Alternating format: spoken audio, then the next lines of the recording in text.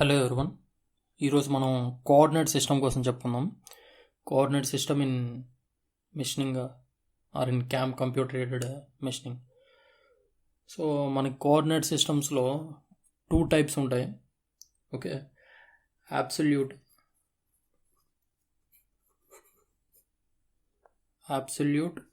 And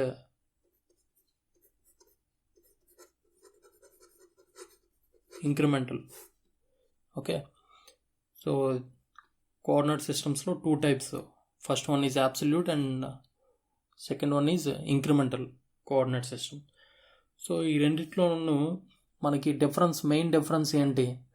ఈ absolute coordinate system అయితే coordination points ఎలా ఉంటాయి, ఇంక్రిమెంటల్ కోఆర్డినేట్ సిస్టమ్ అయితే కోఆర్డినేషన్ పాయింట్స్ ఎలా ఉంటాయి, అలాగే రెండిట్లో ఏది మనకి ఈజీగా ఉంటుంది అనేది మనం ఈ వీడియోలో ఎక్స్ప్లెయిన్ చేసుకుందాం. సో ఫస్ట్ వన్ అబ్సల్యూట్ చూడండి. Okay, so absolute coordinate system ఎలా ఉంటుందో చూడండి.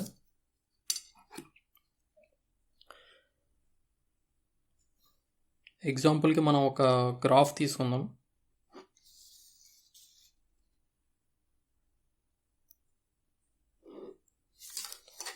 ఓకే, ఈ ఎక్స్ యాక్సిస్ వై యాక్సిస్ అనుకోండి.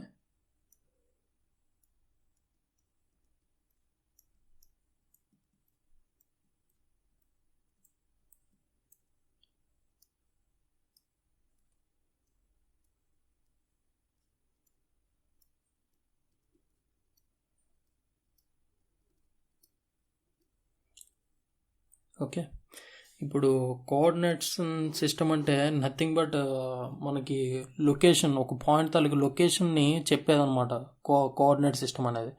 సో ఈ పాయింట్ తాలూకు లొకేషన్ చెప్పడానికి మనకి 2 రకాల మెథడ్స్ అనేవి ఉన్నాయన్నమాట. ఓకే, ఇప్పుడు ఇందులో ఈ ఫస్ట్ మెథడ్ తీసుకోండి. మనం ఇప్పుడు ఒక పాయింట్, ఫస్ట్ ఏ పాయింట్ అనేది లొకేట్ చేసుకుందాం.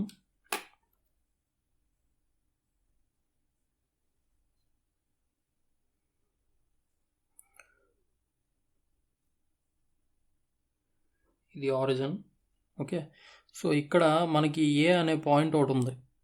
ఓకే, సో ఈ మీ అందరికీ తెలిసిందే, మీరు గ్రాఫ్లు కూడా డ్రా చేసి ఉంటారు. ఓకే, సో ఇలా ఇప్పుడు ఏ తాలూకు లొకేషన్ చెప్పండి అంటే మనం ఎలా రాసుకుంటాం? ఎక్స్ డిస్టెన్స్ 5, వై డిస్టెన్స్ అంతా 4. ఓకే, ఏ తాలూకు లొకేషన్ అంటే 5,4 అని రాసుకుంటాం. ఓకే, సో ఇది అబ్సల్యూట్ సిస్టంలో అనమాట. ఓకే, అబ్సల్యూట్ సిస్టంలో ఏంటంటే ఈ ఆరిజిన్ పాయింట్ అనేది ఫిక్స్డ్గా ఉంటుంది. ఓకే, ఈ ఆరిజిన్ లొకేషన్ ఈ 0,0 అనేది ఎప్పుడు ఫిక్స్డ్ ఈ ఆరిజిన్ పాయింట్లోనే ఉంటుంది. సో ఎక్స్ డైరెక్షన్లో ఇలా వాల్యూస్ పెరుగుతూ ఉంటాయి, వై డైరెక్షన్లో ఇలా వాల్యూస్ పెరుగుతూ ఉంటాయి. సో ఇది ఏ పాయింట్. ఓకే, ఇప్పుడు మనం ఒక బి పాయింట్ తీసుకోండి. ఓకే, ఇలా ఇక్కడ ఒక బి పాయింట్ తీసుకోండి. సో ఇప్పుడు ఈ బి పాయింట్ లొకేషన్ ఏమవుతుంది? ఎక్స్ డైరెక్షన్లో మనకి 8, వై డైరెక్షన్లో ఎంత? 7. ఓకే, సో ఈ బి తాలూకు లొకేషన్ ఏమవుతుందంటే 8,7 అవుతుందన్నమాట. ఓకే, ఇది బి లొకేషన్. సో ఇప్పుడు ఈ బి లొకేషన్ తీసుకున్నప్పుడు కూడాను ఈ ఆరిజిన్ పాయింట్ అనేది ఒకటే తీసుకున్నాం, 0. ఓకే, మారలేదు. ఓకే, నెక్స్ట్ ఇప్పుడు ఒక సి లొకేషన్ తీసుకుందాం. ఓకే,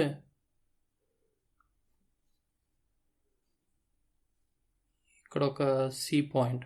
ఓకే, ఈ సి పాయింట్ ఇప్పుడు లొకేషన్ తీసుకుంటే ఎక్స్ యాక్సిస్లో మనకి 3, వై యాక్సిస్లో 6.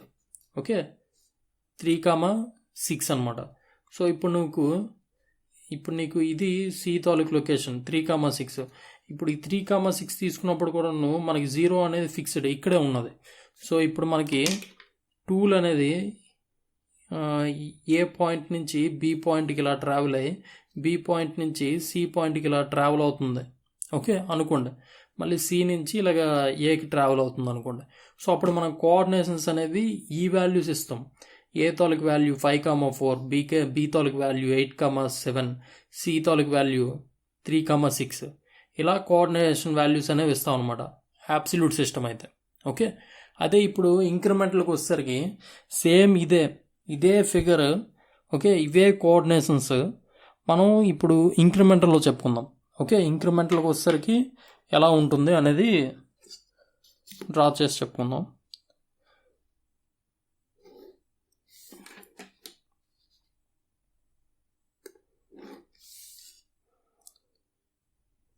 ఎక్స్ వై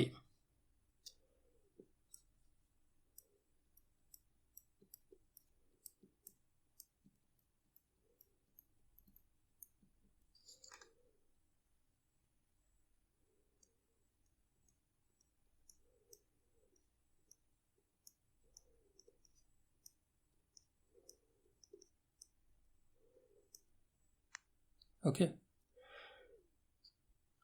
సో ఇప్పుడు ఏ లొకేషన్ తీసుకుందాం, ఏ పాయింట్ లొకేషన్ సేమ్ ఇవే పాయింట్స్ ఇక్కడ రిపీట్ చేస్తాం అనమాట. సేమ్ లొకేషన్స్, సేమ్ డిస్టెన్స్లో, బట్ కోఆర్డినేషన్ వాల్యూస్, ఈ కోఆర్డినేషన్ వాల్యూస్ అనేది ఎలా మారుతాయి అనేది చెప్పుకుందాం. సో ఇక్కడ 5,4 కదా, సేమ్ అదే ఇక్కడ తీసుకుందాం. ఓకే, ఇది ఏ లొకేషన్, ఓకే, ఏ పాయింట్ లొకేషన్ అనమాట. సో ఏ పాయింట్ లొకేషన్ ఫస్ట్ పాయింట్ కాబట్టి, ఓకే, ఇది మనకి 0,0 ఆరిజిన్ అనమాట. సో ఇప్పుడు మనకి ఏ తాలూకు వాల్యూ ఏమవుతుందంటే ఎక్స్ డైరెక్షన్లో 5, నెక్స్ట్ వై డైరెక్షన్లో 4. ఓకే, సో ఏ తాలూకు వాల్యూ అనేది ఫస్ట్ పాయింట్ అనేది ఏం మారదు. ఓకే, నెక్స్ట్ ఇప్పుడు బి పాయింట్ తీసుకుందాం. బి పాయింట్ వచ్చేసరికి 7, 8. ఓకే, ఇది మనకి బి పాయింట్. ఓకే, ఇప్పుడు ఈ బి పాయింట్ కోఆర్డినేషన్ వాల్యూస్ చూడండి, ఇవి మారుతాయి. ఎలా అంటే ఇప్పుడు మనకి ఇంక్రిమెంట్లో ఏంటంటే origin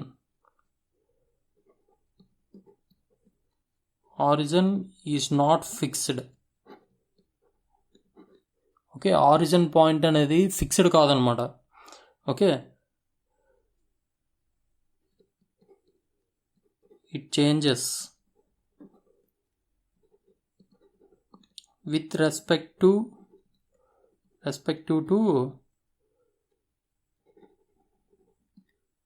previous point. Okay, previous point ఏదైతే ఉంటుందో ఆ ప్రీవియస్ పాయింట్కి అనుగుణంగా నెక్స్ట్ పాయింట్ లొకేషన్ అనేది మారిపోతుంది అనమాట. అది ఎలా అనేది ఇప్పుడు చూడండి. ఇప్పుడు ఈ ఆరిజిన్ అనేది ఏ పాయింట్కి వచ్చేసరికి ఇది కదా ఆరిజిన్. ఇప్పుడు బి పాయింట్ నువ్వు కోఆర్డినేషన్ తీసుకోవాలంటే ఇది ఆరిజిన్ అయిపోతుంది అనమాట. ఓకే, ఇది 0,0 అయిపోతుంది. ఏ పాయింట్ అనేది ఆరిజిన్ అయిపోతుంది. ఇప్పుడు ఇది ఆరిజిన్ అయిపోతే ఇప్పుడు చూడండి, ఎక్స్ యాక్సిస్లో ఇది 0 అయితే 1, 2, 3 అనమాట. Okay, so X value 3, next Y value చూడండి. సో ఇక్కడ ఇది ఆరిజిన్ కాబట్టి ఈ ఆరిజిన్ 1, 2, 3. ఓకే, వై వాల్యూ కూడా 3. ఓకే, సో ఇప్పుడు ఇంక్రిమెంట్లకు వచ్చేసరికి ఈ లొకేషన్ కోఆర్డినేషన్ అనేది మారింది, చూసారు కదా.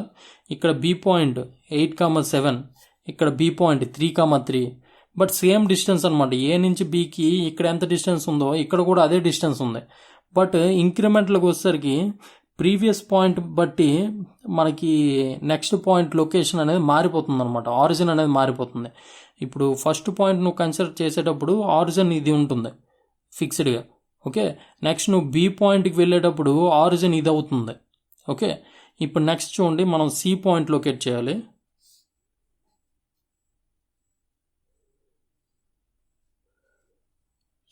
సో ఇది సి పాయింట్.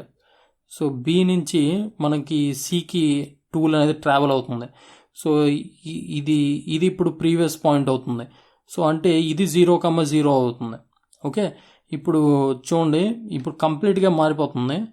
ఇప్పుడు ఇది ఇలా తీసుకుంటే ఇది 0,0 అయినప్పుడు ఎక్స్ యాక్సిస్ ఎక్స్ వాల్యూస్ ఈ డైరెక్షన్లో 0 నుంచి ఇలా వెళ్తే ప్లస్ ఎక్స్ అవుతాయి, 0 నుంచి వెనక్కి వెళ్తే మైనస్ ఎక్స్ అవుతాయి. అలాగే వై వాల్యూస్ పైకి వెళ్తే ప్లస్ వై అవుతాయి, కిందకు వస్తే 0 నుంచి కిందకు వస్తే మైనస్ వై అవుతాయి. ఓకే. సో ఇప్పుడు మొత్తం ఇప్పుడు ఆరిజిన్ నుంచి ఎక్స్ డైరెక్షన్లో ఇది వెనక్కి ఉంది సి అనేది, అలాగే వై డైరెక్షన్లో కూడాను కిందకు ఉంది. ఓకే. సో ఈ రెండు వాల్యూస్ మైనస్లో వస్తాయి. సో ఇప్పుడు ఫస్ట్ చూడండి, ఇది 0 కదా ఎక్స్ డైరెక్షన్లో. ఓకే, అంటే ఇది 0. సారీ, ఇక్కడ 0 ఉంది కదా, 0 నుంచి వెనక్కి వెళ్ళింది. వెనక్కి ఎన్ని డివిజన్స్ వెళ్ళిందో చూడండి ఎక్స్ డైరెక్షన్లో. ఈ 0 నుంచి 1 2 3 4 5. ఓకే, ఇప్పుడు ఇది -5, ఎక్స్ వాల్యూ -5 అవుతుంది. వై వాల్యూ చూడండి, వై యాక్సిస్ ఇక్కడ 0 ఉంది కిందకి, అంటే ఇది 0 కిందకి వచ్చింది. ఎంత? 1 డివిజన్ కిందకి వచ్చింది. సో -1 అనమాట. So C value -5, -1. Okay. So అలా ఇంక్రిమెంటల్ కోఆర్డినేషన్ సిస్టమ్ అనేది అలా ఉంటుందన్నమాట. అంటే ఇక్కడ మనకి ప్రతిసారి ఈ ఆరిజిన్ పాయింట్ అనేది ఎవ్రీ టైం మారిపోతుంది. ఓకే, ఇప్పుడు నువ్వు సి పాయింట్ నుంచి సమ్ ఎఫ్ పాయింట్కి ట్రావెల్ అయ్యావనుకో. ఓకే, సమ్ ఎఫ్ పాయింట్ ఇక్కడ ఎక్కడికో ట్రావెల్ అయ్యావంటే అప్పుడు